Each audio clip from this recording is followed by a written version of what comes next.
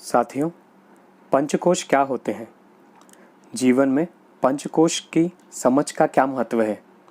इन कोशों की जानकारी से क्या फ़ायदा है? आइए समझते हैं। इन पंचकोशों को समझने से एक व्यक्ति के ध्यान में गहराई आती है तथा आध्यात्मिक प्रगति होती है। यह वैसे ही है जैसे कि हम एक कार चलाते हैं। कार के विषय में जितनी अधिक जानकारी होती है, कार हम उतने ही अच्छे से चला पाते हैं।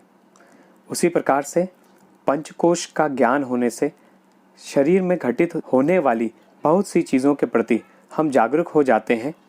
इससे जीवन में जागरूकता तथा क्लैरिटी बढ़ती है। मनुष्य शरीर में 5 प्रकार के कोश पाए जाते हैं।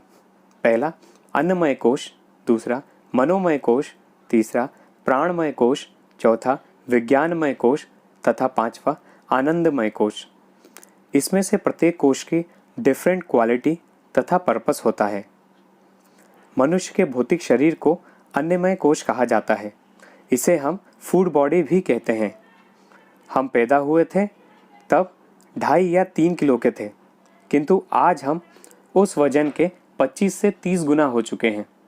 यह पूरा शरीर हमने इतने सालों में खाए हुए अनाज से इकट्ठा किया है। सेकंड लेयर में मनोमय कोश आता है। यह वह कोश है जिस स्तर पर हमारा मन होता है। इसे मेंटल बॉडी भी कहा जाता है। यह कॉन्शियस तथा अनकॉन्शियस लेवल पर सभी प्रकार के विचारों, भावनाओं तथा बौद्धिक प्रक्रियाओं से मिलकर बना होता है। आजकल डॉक्टर्स भी साइकोसोमैटिक बीमारियों के बारे में बात करते पाए जाते हैं, जो कि मन के ही स्तर पर होती हैं। हमारे मन की जो स्थिति होती है वह हमारे शरीर पर भी अपना असर अवश्य डालती है तथा हमारे शरीर में जो केमिकल रिएक्शन चल रहा होता है वह हमारे मन पर असर डालता है। अक्सर लोग माइंड या मन को दिमाग समझते हैं। ऐसा बिल्कुल नहीं है। हमारे शरीर की हर कोशिका में याददाश्त तथा बुद्धिमत्ता होती है तथा यह याददाश्त और बुद्धिमत्ता हमारे पूरे शरीर में पाई जाती है। इसी को हम मनोमय कोश कहते हैं। तीसरा कोश होता है प्राणमय कोश। प्राण का अर्थ है जीवन। यदि हमारे शरीर को हार्डवेयर तथा मन को सॉफ्टवेयर माना जाए तो प्राणमय कोश को इन दोनों को चलाने वाली इलेक्ट्रिसिटी माना जा सकता है। इस प्रकार ये तीनों अन्नमय कोश, मनोमय कोश तथा प्राणमय कोश का आयाम भौतिक होता है। जैसे कि एक लाइट बल्ब होता है। बल्ब, उसकी इलेक्ट्रिसिटी तथा उससे निकलने वाले प्रकाश, तीनों को भौतिक आयाम ही माना जाता है और वो भौतिक आयाम होते हैं। अन्नमय, मनोमय तथा प्राणमय कोशों में ही कर्मों की छाप भी होती है। भौतिक शरीर के स्तर पर, मानसिक शरीर के स्तर पर तथा ऊर्जा शरीर के स्तर पर यह छाप बहुत गहरी बसी होती है। हमारा कार्मिक स्ट्रक्चर ही है जो हमें हमारे शरीर से जोड़े रखता है। क्रिया योग के माध्यम से इस कार्मिक स्ट्रक्चर को समाप्त कर दिया जाता है तो उसी समय व्यक्ति मुक्ति को प्राप्त हो जाता है तथा उसका शरीर में बने रहना कठिन हो जाता है तथा वह इस ब्रह्मांड में लीन हो जाता है। चौथे कोश को विज्ञानमय कोश कहते हैं। विज्ञान का अर्थ है विशेष ज्ञान। यह हमारी इंद्रियों से परे का ज्ञान है। इसे ईथरिक बॉडी भी कहते हैं।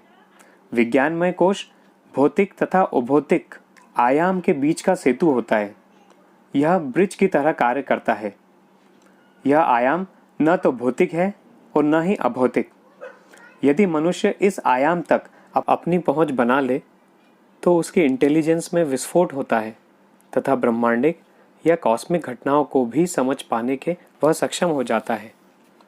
पांचवा कोश है आनंदमय कोश। आनंदमय कोश भौतिक आयाम से परे की चीज़ है तथा इसे डिफाइन नहीं किया जा सकता। इसे केवल अनुभव किया जा सकता है। इस आयाम का कोई रूप या आकार नहीं होता, किंतु जब जब इस आयाम तक पहुंच बना पाते हैं या यह आयाम छू जाता है तो इसका एक्सपीरियंस ओवरवेलमिंग होता है, आनंद से सराबोर कर देने वाला होता है। योगी इस अनुभव को बार बार महसूस कर पाते हैं तथा आत्मविभोर रहते हैं। सामान्य मनुष्य कभी कभार इस अनुभव को कर पाता है। इस आनंदमय कोश को अन्नमय, मनोमय तथा प्राणमय कोश के होने पर ही महसूस किया जा सकता है। इसके बिना इसे महसूस नहीं किया जा सकता। आशा करता हूँ कि ऊपर दी गई जानकारी से आपको पांचों कोश की जानकारी स्पष्ट हो गई होगी। अब आने वाले वीडियोस में मैं आपको 5 वाइटल एनर्जीज अर्थात 5 वायु के बारे में बताऊंगा। यदि आपने इस चैनल को सब्सक्राइब नहीं किया है तो इसे सब्सक्राइब कर लीजिए ताकि इस प्रकार के और वीडियो भी आपके पास आते रहें। और यदि यह वीडियो आपको अच्छा लगा हो तो इसे लाइक करना न भूलें। आपसे पुनः मुलाकात होगी। आपका बहुत बहुत धन्यवाद और आपको मेरा सादर प्रणाम।